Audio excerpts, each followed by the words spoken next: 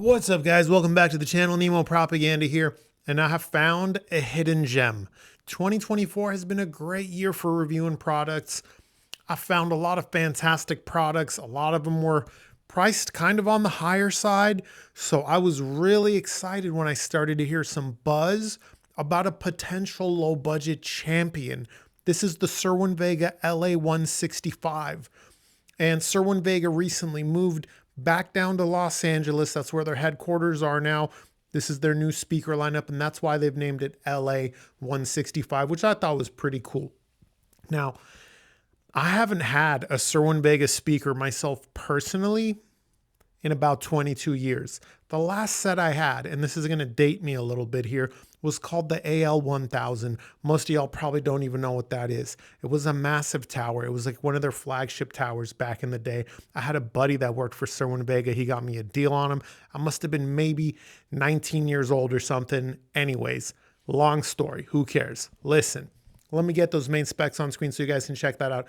I'll tell you about some specs and standout features, what they sound like, how they compare to some other speakers in and around this price category, what you can expect if you buy them. We'll talk about amplifier pairing, room placement, stuff like that, and then we'll wrap up the video. And there is a little bit of an elephant in the room. We'll address that too, so don't be too quick to run to the comments, okay?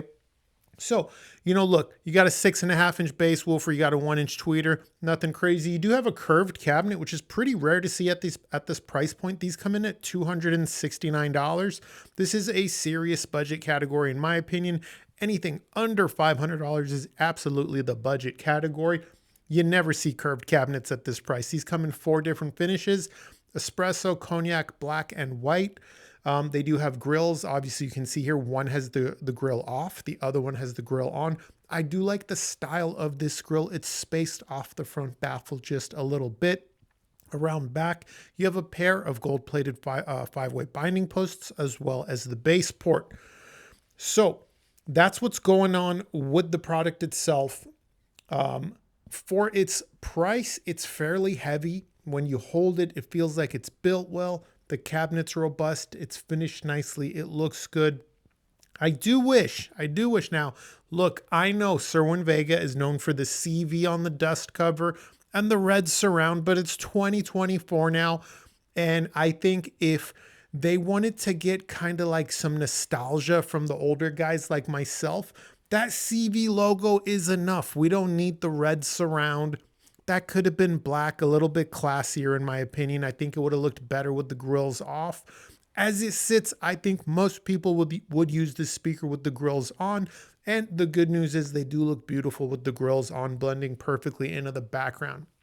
Now, I did use these in a few different arrangements. I used them on speaker stands, down here in my listening room, as you guys would expect. I treated it like a hi-fi product, but I also used it in some compromised positions to replicate some more real-world use for the guy that might just be using these for TV duty. Maybe they're going to sit on top of a media console. We're going to talk about that. But let me tell you what the speakers sound like. So, in the treble region, it's going to be on the forward side of neutral. These things are easy to drive. They are, without a doubt, low volume champions, and that is rare to see in the budget category.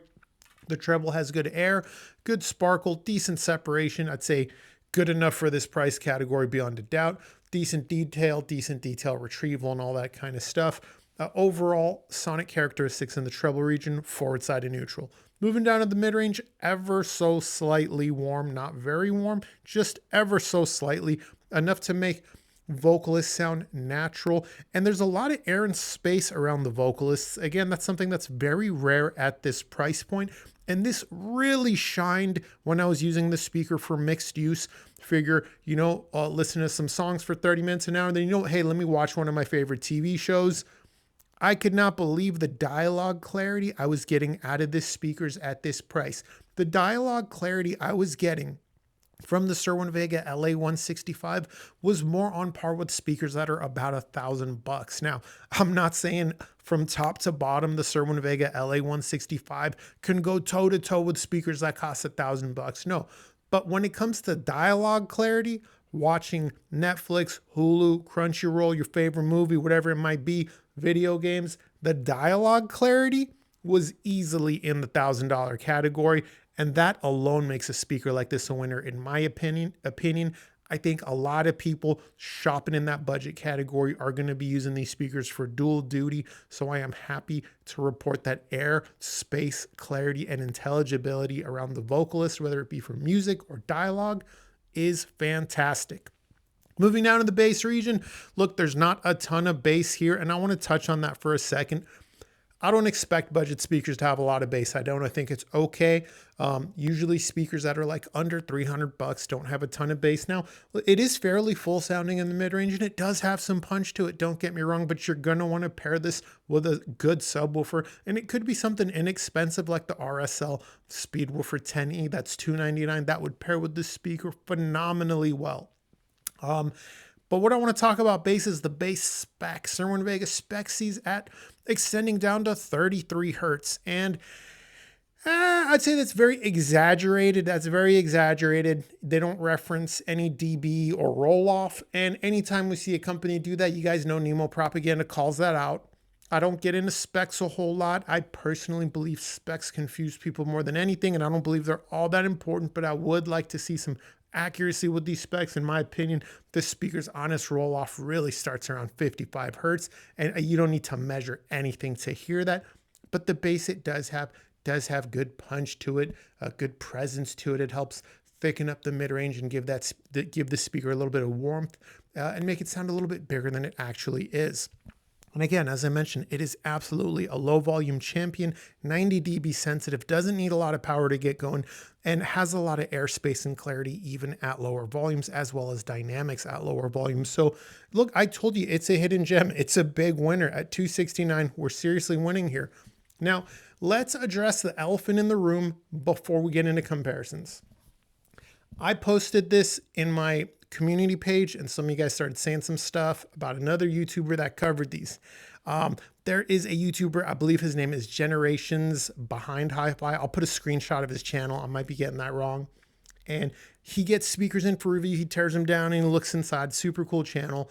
And he noticed something a lot of you guys noticed. The speaker looks like it might be made by someone else, perhaps Hecko. Now look, I don't know what Cerwin Vega's arrangement, relationship, or deal is with Hecko, but it's kind of obvious. The Cerwin Vega LA165 is very similar to the discontinued Hecko Invita Prime. I don't think that was a speaker that was really sold in the US. If it was, it wasn't very popular.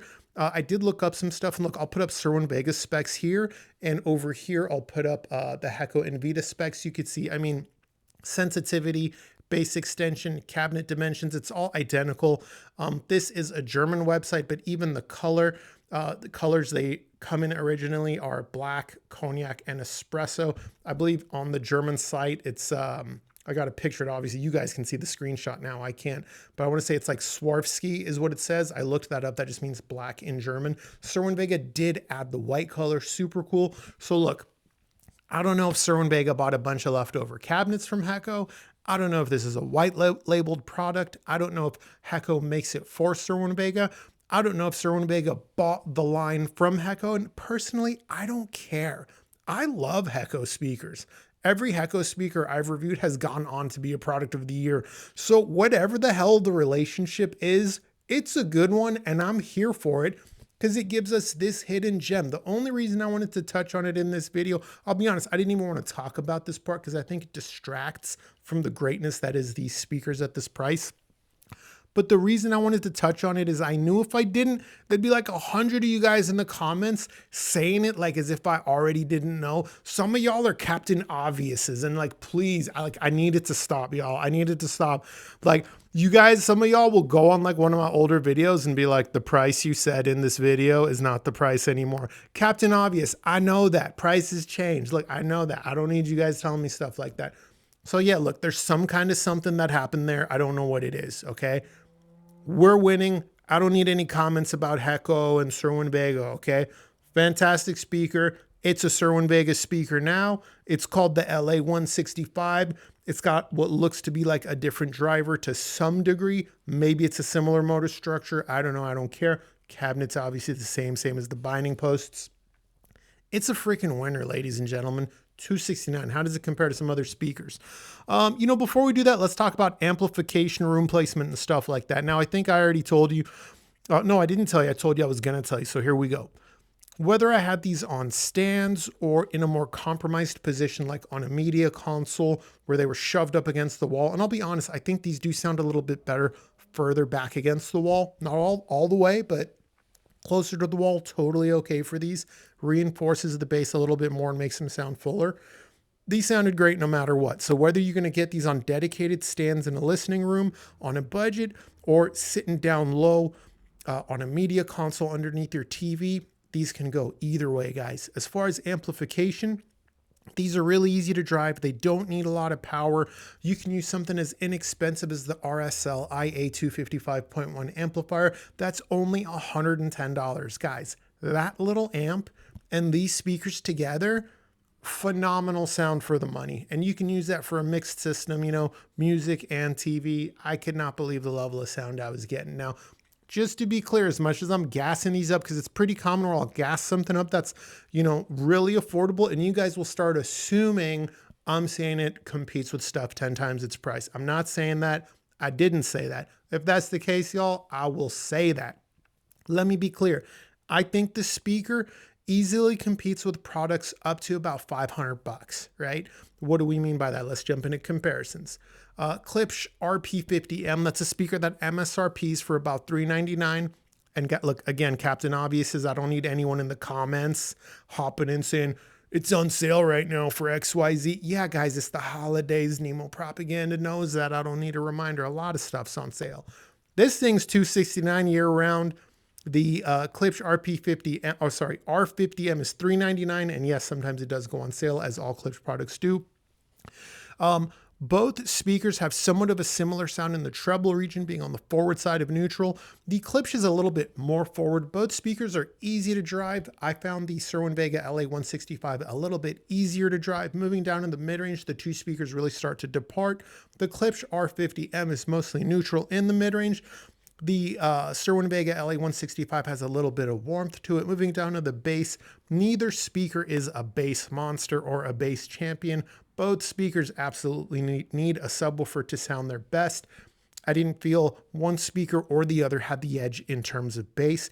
It's a pretty simple comparison. If you like a little bit of warmth in the mid-range, and I do think most people would like that, you're going to prefer the LA165.